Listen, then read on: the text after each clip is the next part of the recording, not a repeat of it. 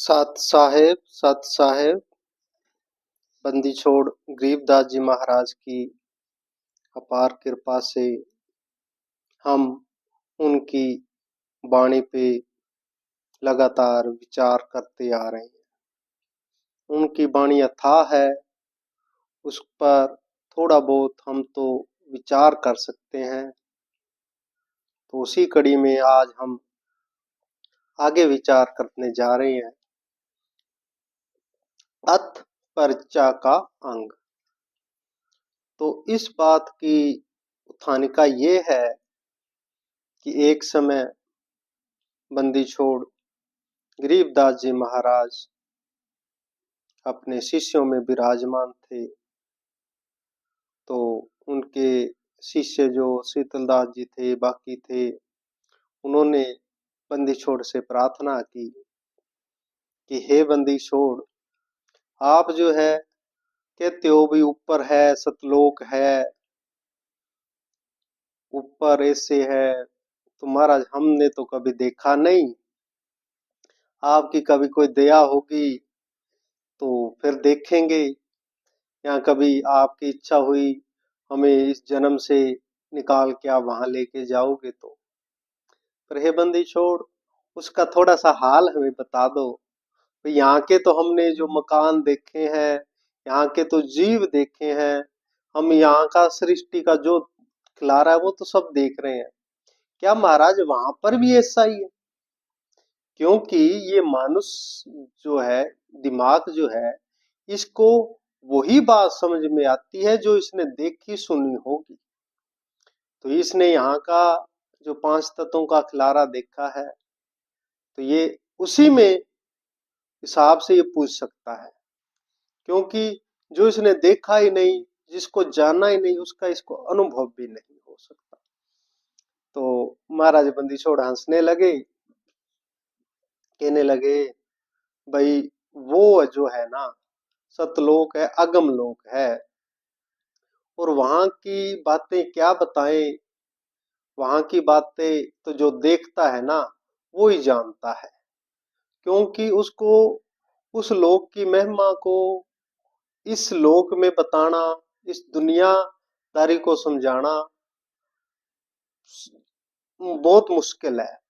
क्योंकि इन लोगों को हम, जो दुनिया के लोग हैं, उनको तो इस दुनियादारी के जैसे ही अगर कोई समझाया जाए तो शायद समझ में आए।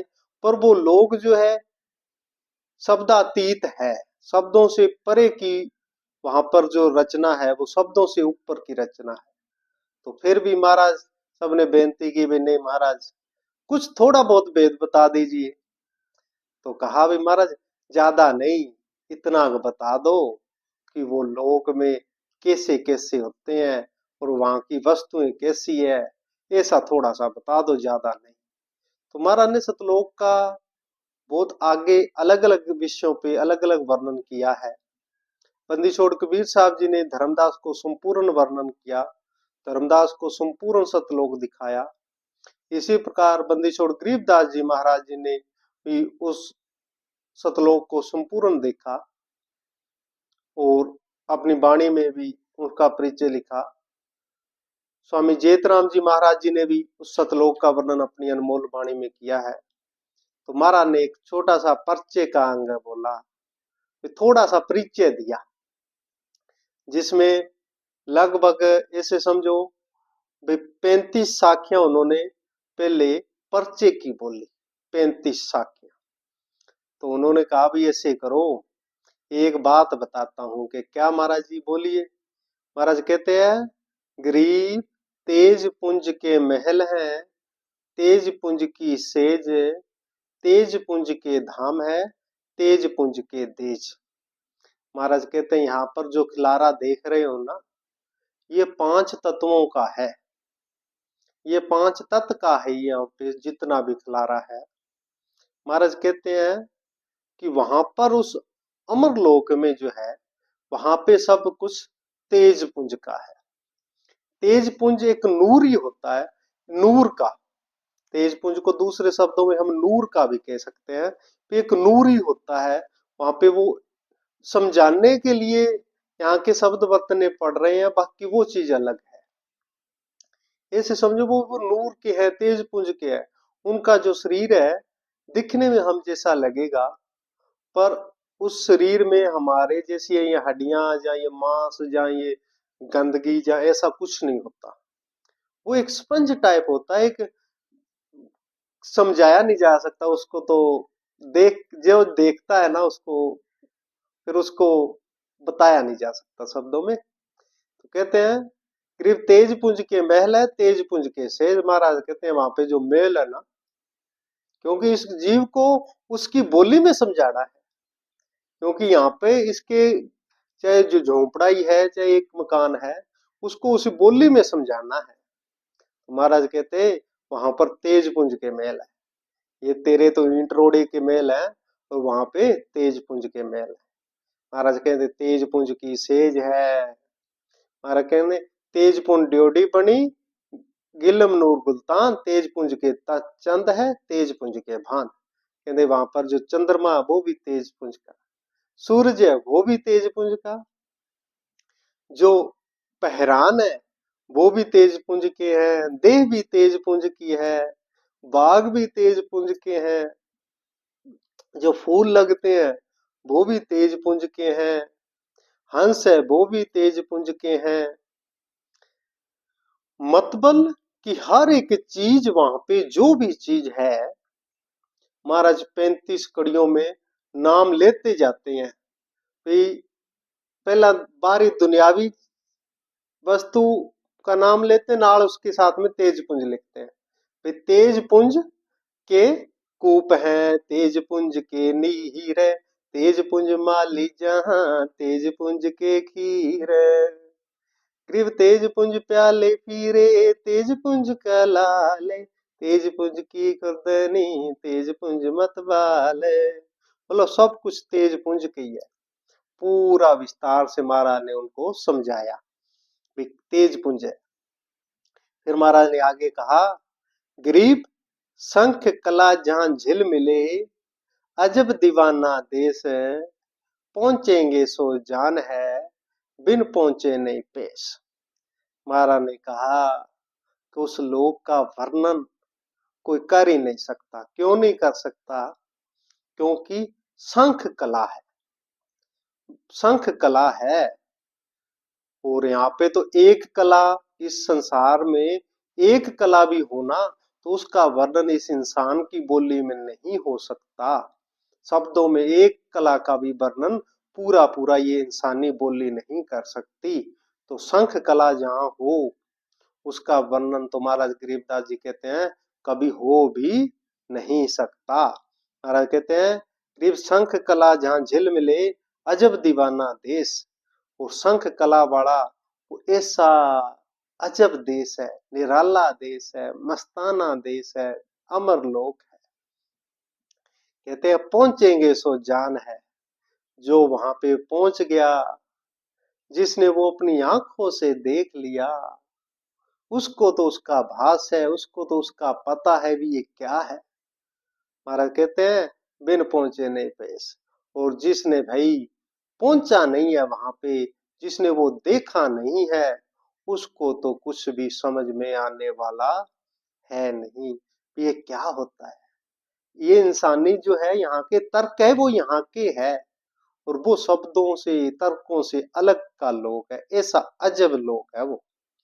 फिर महाराज कहते हैं उसको नाम दिया, आगे एक नया नाम दिया महाराज ने, गरीब बेगमपुर की बात है, अगर दीप पर लोक, देश दीवाना देखिया शब्द बिलावल को। बेगमपुर कहा महाराज ने, जैसे सतलोक कहा, वैसे ही उस अमर लोक को, उस सनातन लोक को बेगमपुर कहा। बेगम, जहाँ पे कोई गम नहीं है, गम से रहित जो बेगम है, वो लोक है।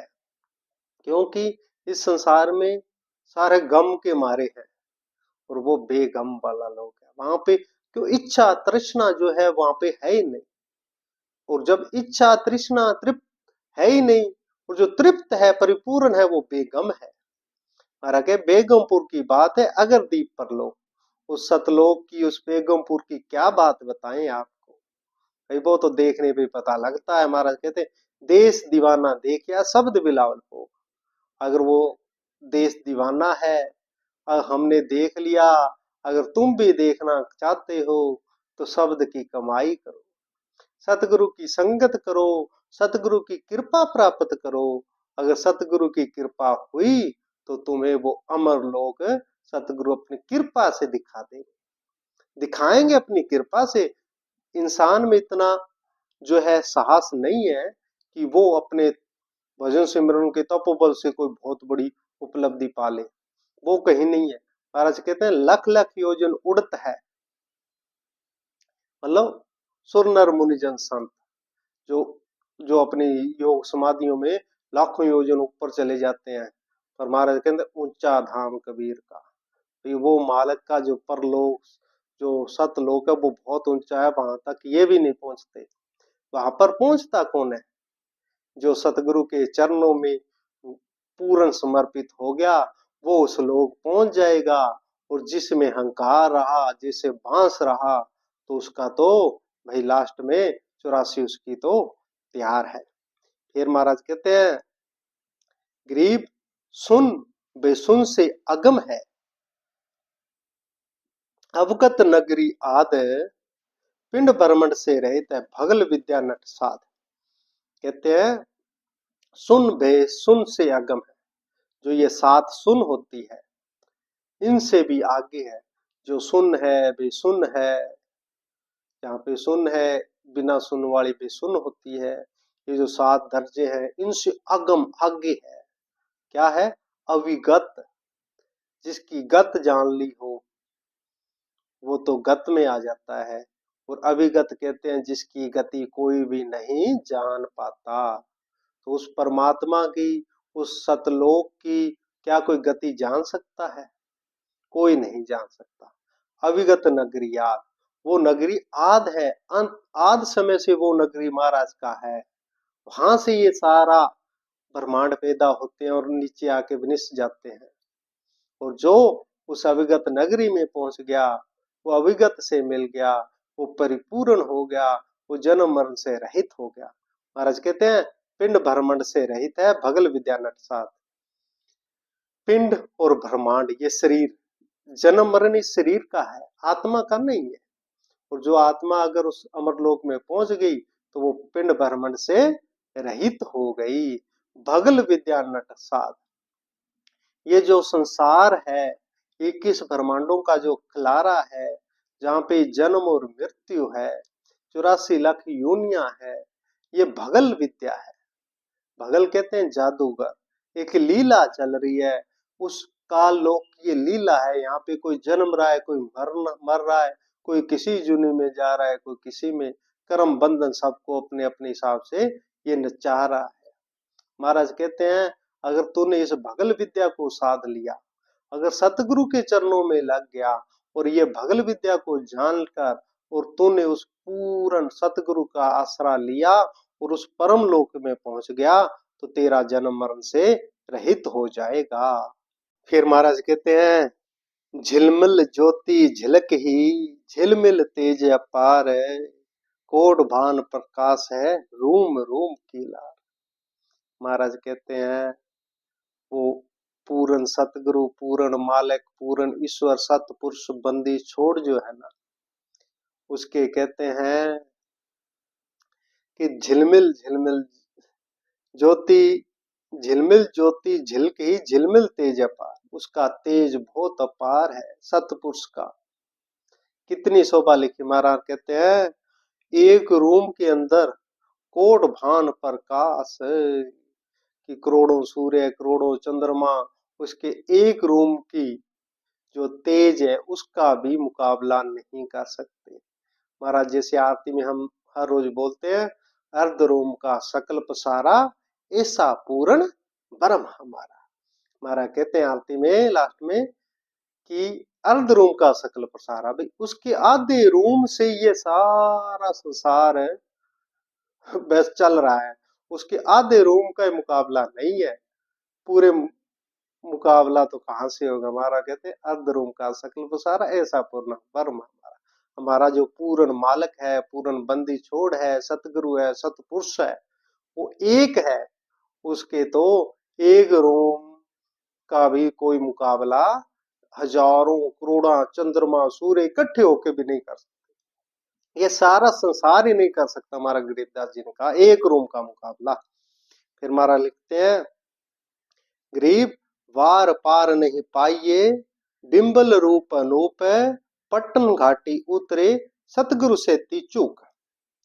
महाराज कहते हैं कि यहाँ का जो कुछ साधक साधना करते हैं और उस मालक को पाने के लिए चलते हैं, पर उस रास्ते में चलते चलते उनके अंदर कुछ ना कुछ कमियां रह जाती है, अपने सतगुरु के प्रति कुछ भाव आ जाते हैं और इस दुनियावी झमेलों में, मान बढ़ाई में वो फंस जाते हैं। तो महाराज कहते हैं वो पार नहीं हो पाते, वो पूर्ण सतगुरु मिलने के बाद भी वो चूक जाते हैं। कहते हैं सतगुरु मिलने के बाद भी चूक जाते हैं, परंतु जिनके हृदय के अंदर सतगुरु का अथाह प्यार हुआ, सतगुरु से मिलन हुआ, सतगुरु को पूर्ण समर्पण प्रेम हुआ, तो सतगुरु उस चीज को, उसको बचा के अपने उस परम धाम परम लोक में ले जाते हैं। पटन घाटी उतरे, सतगुरु मिटी चूक। ये दुनियावी जो चूक है, दुनियावी ये भ्रम है, ये इंसान भ्रम में जीता है। इससे हम संसार का कोई भी वस्तु है, कोई भी पद है, कोई भी पदवी है, कोई भी मान सम्मान है, कोई धन दौलत है, ये चूक है। और इस चूक से बचाने वाले सिर्फ और सिर्फ सतगुरु है, क्योंकि वो हमें यथार्थ बताते हैं कि यहाँ का वाला ये सारा जो बंधन है, और बंधन से अगर पार जाना है तो चल, उसे तेरे को परम लोक लेके चलते हैं। फिर महाराज कहते हैं, करीब 14 भवन गवन करे, मिटे न जी की भ्रांत, एक पलक पद में रहे तो उपजी बाजी मात। महाराज ने कहा कि अगर इस दुनियावी इच्छा में फंस गया कोई साधक, अगर दुनियावी, अगर बहुत बड़ी पदवी मिल गई उसको, कोई बहुत बड़ी पोस्ट पे पहुंच गया, लाखों लोग उसके पीछे मानने वाले भी हो गए, महाराज कहते हैं फिर क्या हो जाएगा? अगर उसको वो परम धाम नहीं मिला तो फिर क्या हो जाएगा? क्या उसकी तृप्ति हो जाएगी? नहीं हो सकती। महाराज कहते हैं वो भाई फिर इस जन्म मरण में आ जाएगा। अगर ऐसे जीव को, महाराज कहते हैं, 14 भवनों में भी चला जाए, 14 भवनों का राज भी मिल जाए, मिटाना जी के भांत, फिर भी इसकी जो है कुछ मिटने वाली नहीं है। इसके अंदर जो जो अहंकार रूपी जो भ्रांति आ गई है और भ्रम जो पैदा हो गया है भाई मैं ही सब कुछ हूँ, वो कभी मिटने वाला नहीं है। तो मिट कब सकता है? अगर सतगुरु एक मेहर की नजर करें, एक पलक पद में रहे तो उपजी बाजी मान।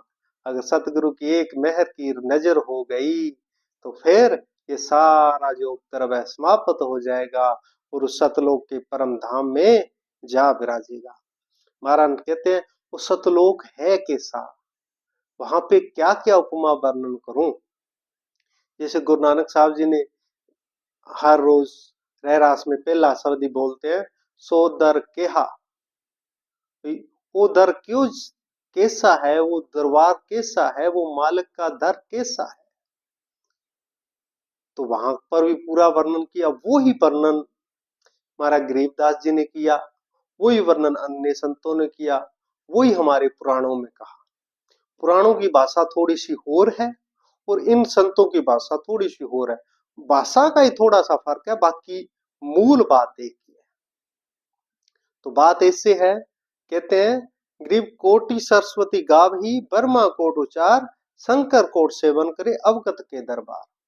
महाराज कहते हैं कि ये जो 3 लोक है, पृथ्वी लोक, पाताल लोक और स्वर्ग लोक, इन तीनों का जो संचालन है भगवान ब्रह्मा जी, भगवान विष्णु जी और भगवान शिव जी को हमारे पुराणों में लिखा है भाई पैदा करते हैं, संभाल करते हैं और विनाश करते हैं। इन तीनों को कार्य दिया गया है।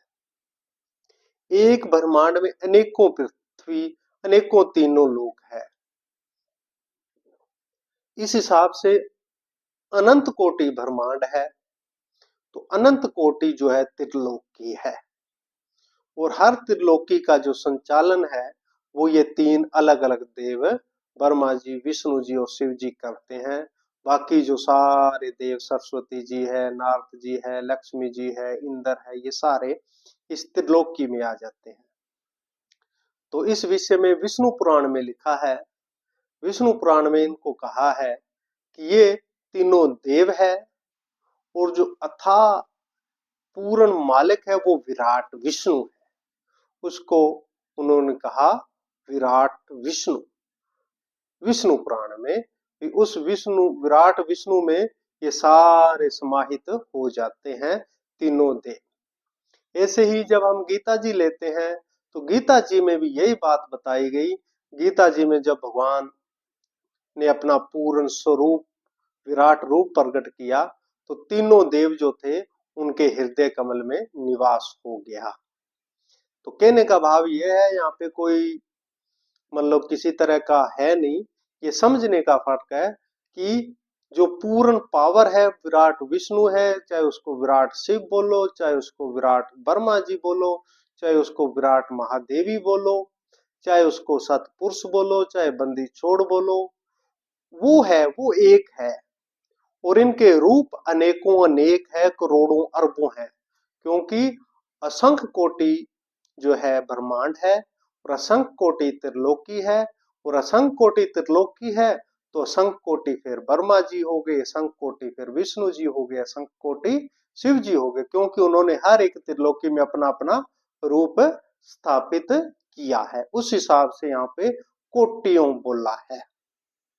कोटि सरस्वती गावी, ब्रह्मा कोट उचार, शंकर कोट सेवन करे, अवगत के दरबार।